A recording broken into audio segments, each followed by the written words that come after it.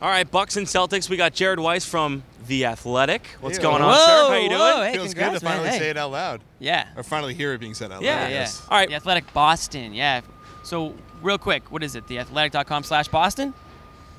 Something like that? I'm sure that works. I bet you that works. You go to The Athletic. Just Google Athletic Boston. How about Go to that? The Athletic and actually, so subscribe for one, athletic.com/Boston launch, which I do know. Okay. Go subscribe there, $3.49 a month, plus you get a pretty sexy T-shirt. Yeah, can you sign it? I personally guarantee it to be sexy. Will you sign them I will too? sign Okay, straight up. If anybody wants to sign, I would be happy to sign it. No joke whatsoever. I will not be signing it, but I want to know your reactions on the playoff series with the Bucks. I want to know what First do you think impressions. So I actually really like this matchup for the team. Interesting. Oh. I Should've mean, especially if been you here were last watching video. the way Miami closed this one out tonight against Toronto, they're a really good team.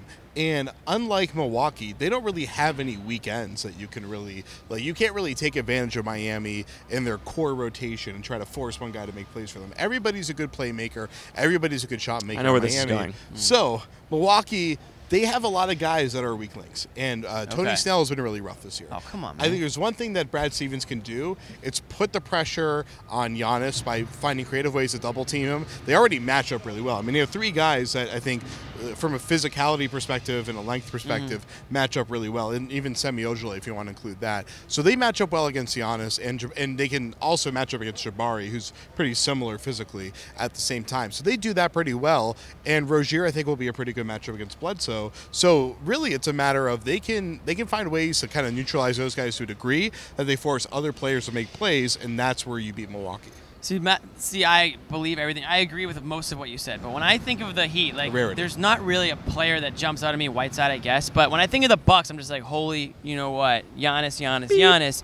If there was such an easy way to, find ways to guard this guy, don't you think teams would have figured it out by now? I mean, this guy averaged 27 this season. 27 and 10 and 8, I think it was. And I just think that he's only getting better, and now this is kind of his stage now. He's got the hype around him. The Bucks are playing well. I think just got Brogdon back.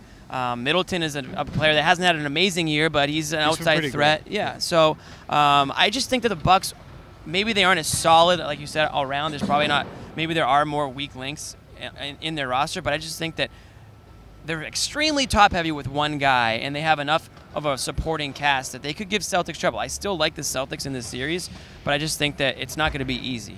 I mean, I'm not making the argument that Giannis isn't that good. Right. No, you said earlier off screen that you think he stinks. That's true. I said he was the worst player in the NBA. But, however, if we're calling this series, I'm calling it Celtics in 7. It's going to be a bloodbath. I said the same exact thing in our first video, but my thing is I think the Celtics are going to have a tough time scoring the basketball.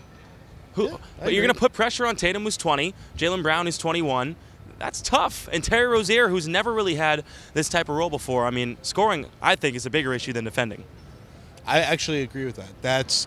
They showed a couple games ago again when they played Milwaukee. They couldn't, and I think Rozier wasn't playing in that game if I'm not mistaken. They showed that they could not get dribble penetration. They couldn't get through the perimeter against Milwaukee. As Milwaukee's defensive scheme may finally be actually right for the personnel. When they have an athletic personnel. They have guys that can stretch the floor and get out there. John Henson, I like down low as well. So I don't know. It's going to be tough to score. Yeah, so I mean, if they can figure out a way to kind of find seams within Milwaukee's defense and actually get through and get the ball inside the paint, that's where they have a pretty good chance to win. But if Milwaukee's walling them off, they got to be hitting shots like crazy if they want to pull this one off. So you're Celtics in 7? Celtics in 7. Celtics in 6? I'm already on record, Celtics in 6. All right, I'm Celtics in 7 as well. So yeah. We'll see what happens. Hey. Is it 6 or 7, or is it less, or is it more? I don't know. I'm just saying. I don't know. Or is it Bucks? Or is it Bucks? It can't be more than 7. It can't be more. But will it be Bucks as well? I don't know. We want to hear from you. Comment below.